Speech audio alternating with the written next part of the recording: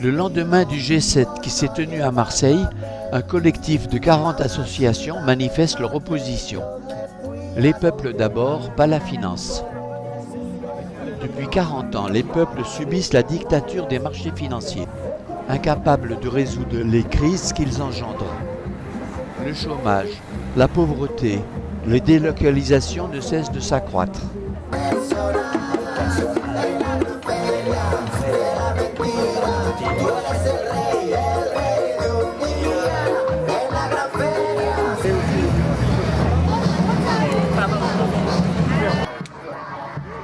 À Marseille, après Netcao, encore une entreprise que les grands groupes veulent délocaliser pour augmenter leurs profits.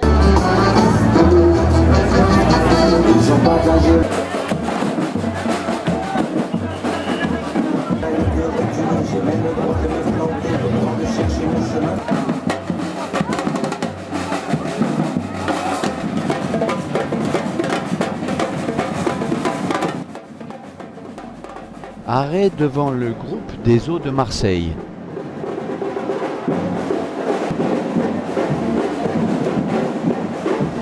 Arrêt devant une banque. Le banquier paraît très heureux. Mais la marelle de la finance nous montre que de spéculation en profit, elle nous conduit à la crise. Une banque qui aide les petites et moyennes entreprises. Une banque dont la priorité n'est pas le rendement du capital, mais la création d'emplois. Une banque qui finance des projets protecteurs de l'environnement. Oui. Une banque qui, au lieu de favoriser ses plus riches clients, favorise le partage des richesses. Il faut désinfecter les banques et les empêcher de spéculer avec notre argent. Désinfection des banques.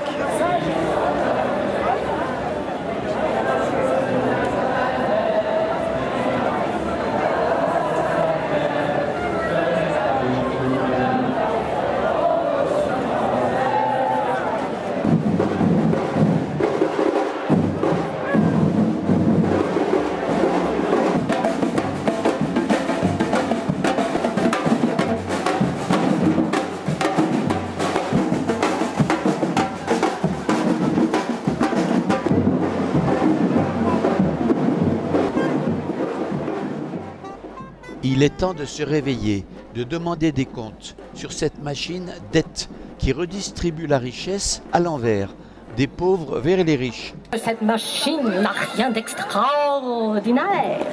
Détrompez-vous! Cet engin est diabolique. Il est d'une redoutable efficacité.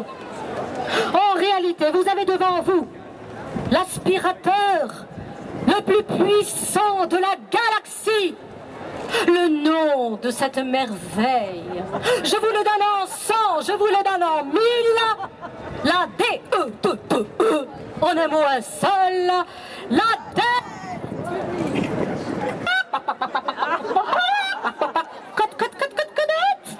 Code. Même les poules savent parler le langage de la finance. D'ailleurs, les banquiers et les financiers ne s'y sont pas trompés et l'ont adopté. Ils ne jurent que par lui. Ils ne veulent plus s'en séparer. Grâce à l'aspirateur, la dette, ils font le ménage dans tous les pays du monde, à commencer par la Grèce. Et comme ils disent si bien, quand il n'y a pas de dette, il n'y a pas de profit. Austérité, tous avec moi mes frères. Austérité, austérité,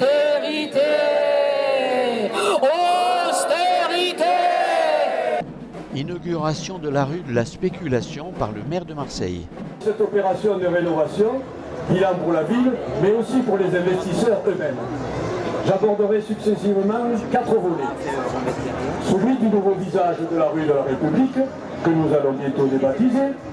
Celui de la revitalisation de l'économie de ce quartier de Marseille. Je vous donnerai ensuite quelques informations sur les profits qu'en retirent nos amis les investisseurs. Enfin, mais là je ne m'attendrai pas trop, j'évoquerai la question et la situation des habitants de ce quartier après 7 années de conduite de cette opération. Vous comprendrez bien que la crise est passée par là. Ainsi, Lehman Brothers s'est effondré. peu après avoir racheté au fonds de pension américain la moitié de son patrimoine immobilier non rénové, mais après 4 années de dur labeur pour vider les habitants et les commerçants.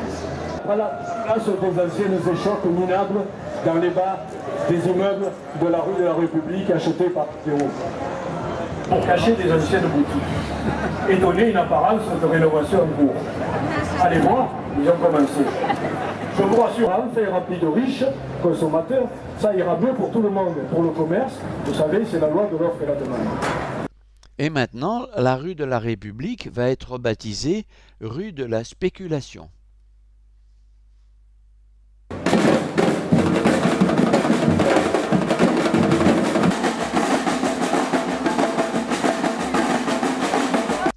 Et l'avion de la spéculation a fini par se cracher. Il y a 2 ans, au G20 de Londres, on nous promettait que l'ère du secret bancaire était terminée. Pourtant, aujourd'hui encore, plus de la moitié des flux financiers et commerciaux passent par les paradis fiscaux. Oh, 800 milliards volés, volés. Où ça? Où ça?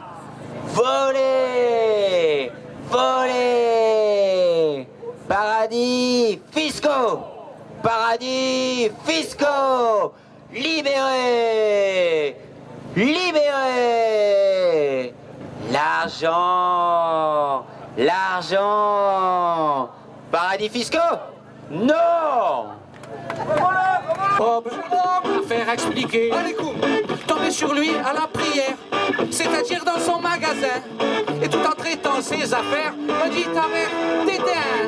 Mange salade, jamais malade, mange cocombe, jamais de pomme, mange sardine, grosse poitrine, mange pétard, cargaison. 40 associations ont participé au collectif de Marseille 13.